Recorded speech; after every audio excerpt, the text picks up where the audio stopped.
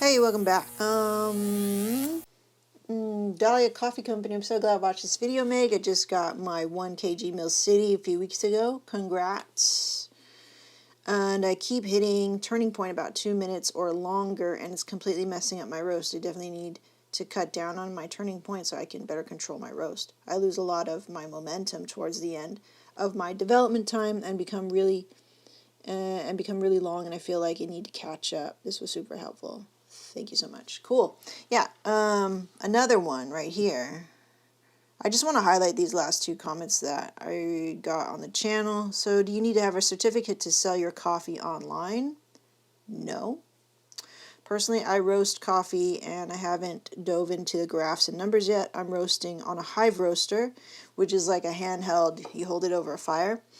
Sort of just order an extra pound to dial in my recipe, and I get a feel for the green. After I feel acquainted with the green, I understand how it responds to heat and where I feel it tastes the best. I just roll with it. I would say 80% of the roast I do fall within the parameters of my recipe, but since we have to deal with different environmental factors, not to mention I don't have a needle valve fuel adjustment, sometimes I make adjustments on the fly to reach my desired development. Plus, once I mix it all together, it tastes, the final coffee, I think it tastes fantastic. I totally agree, and that's better to roast with all of the senses, because I've had some underdeveloped roast simply because I was trying to hit certain phase percentages, and when I let go of that, I feel more in tune with the coffee and the final product tastes better for it. I'm also a fan of chewing coffee beans.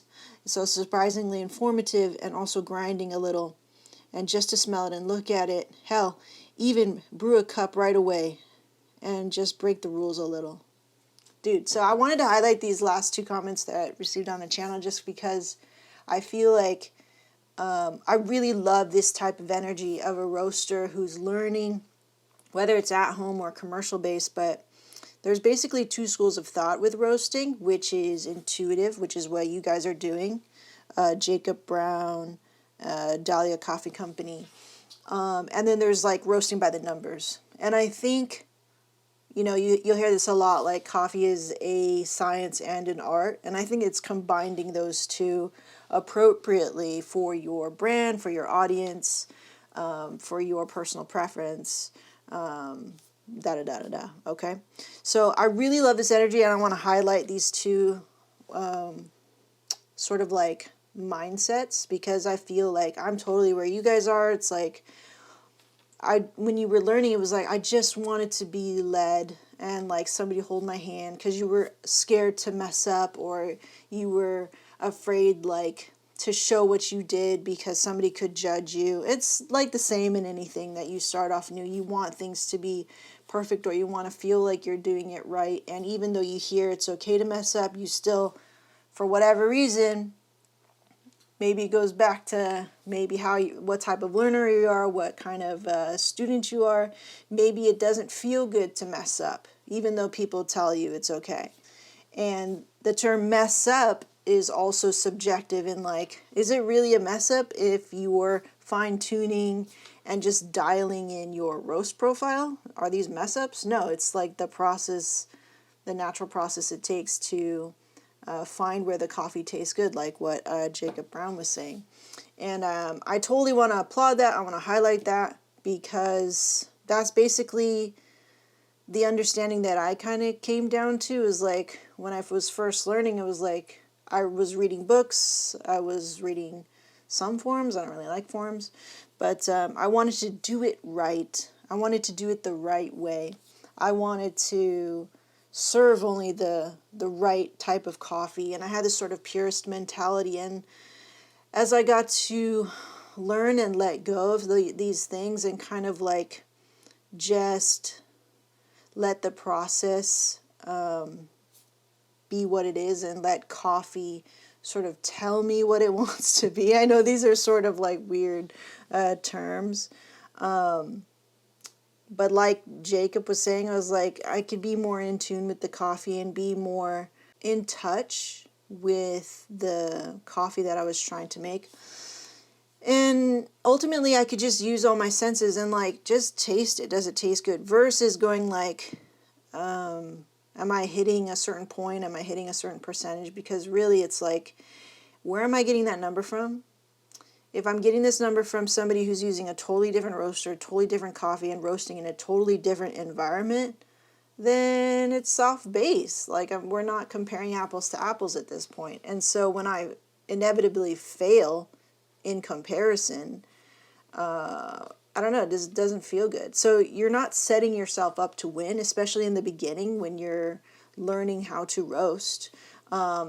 So I think this is really good. I love this sort of energy where it's like now people aren't so afraid to, and I think this will keep continuing because more and more people are like, well, there's this school of thought, but there's this other school of thought. And I don't think anything's particularly wrong. I think there's room for everybody. There's room for all types of interpretation of coffee roasting and how you want to approach coffee roasting. And just know that how you approach it now, right now as you're learning, if you're learning, or even if you're like a veteran, that may change, you know? And I think once you kind of accept that, things always change in life, I think you'll be much better for it, you know, and maybe not to be so anxious or even like self-conscious about what you're producing and what you're making, as long as it tastes good, right? And at the end of the day, like what's in the cup will always, I think, dictate and sort of pull you through and bring you through to the other side if you're having a hard time, or if you're coming up against some sort of like maybe even self-criticism or a feeling of anxiousness about your roasts or the learning process and things like that. But yeah, I just wanted to highlight those two things.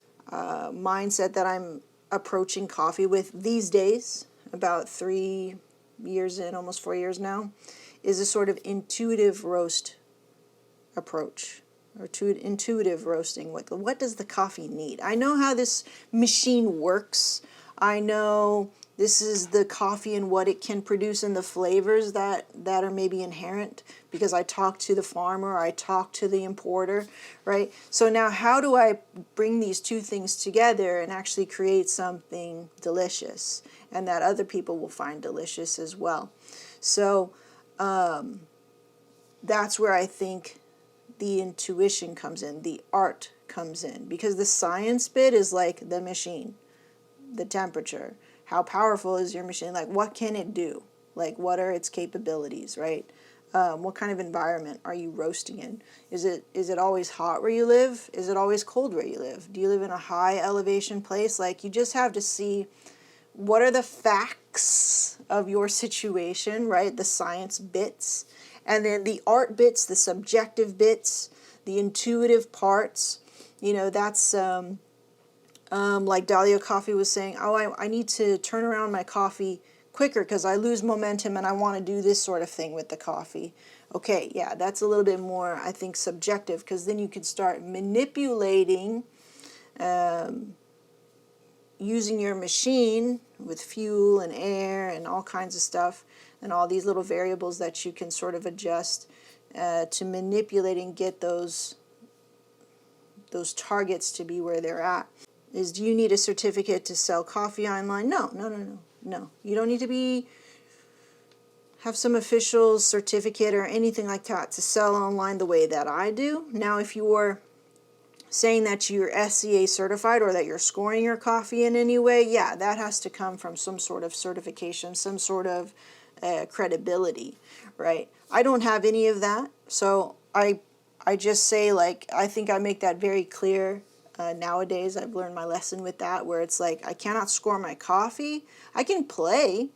I can, like, play around with a score sheet, and I can try and attempt and sort of do like a day in the life of an SCA coffee score, but I am not technically certified. But it doesn't mean I can't try and play around and cup my coffees and see if it tastes good or not, right? And set a value to that for myself. But I won't say that this coffee is 87 points on the website or anywhere.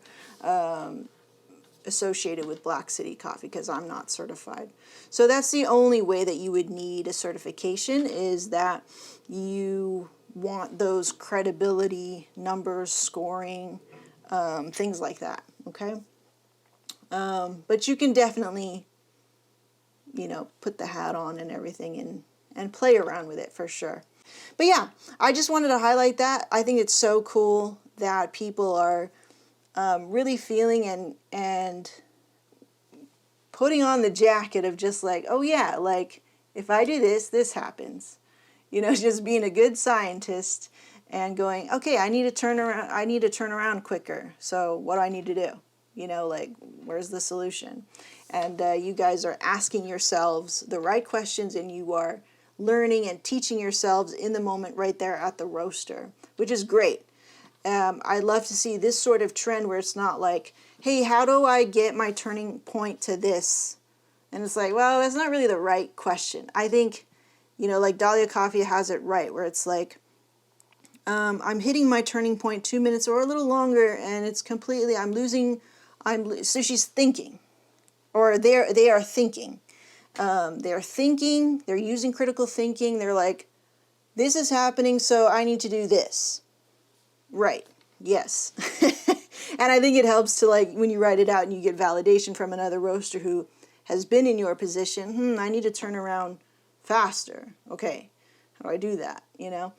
And then with Jacob, like, I taste it. It tastes great. I play around with it. I do what I need to do to get it right. Like, I love that sort of attitude and not really concerned about, like, numbers. Whereas if you just roast by the numbers, you're going to get a sort of like, sometimes you get even an underdeveloped roast, right? Like Jacob said. So I love this energy. I love the way that roasters are going towards this sort of direction where it's like, what does it need? Tell me what it needs and I'm going to do it. Versus like, what's the number or what's the temperature? Like, those answers are too easy and often don't solve all your problems because you're not learning how to roast actually. You're just learning how to hit a number. Okay, so I think that's a really good distinction. I think it's a really good movement. I think that's happening within home roasters like me and like them. So this is sort of in using your intuition, using your experience. Like, okay, I got to do this, so I need to change this maybe, just being a good scientist. Anyway, I'm not using all the right words, but I like it. And thanks so much for your nice comments, and we'll see you in the next one. Bye.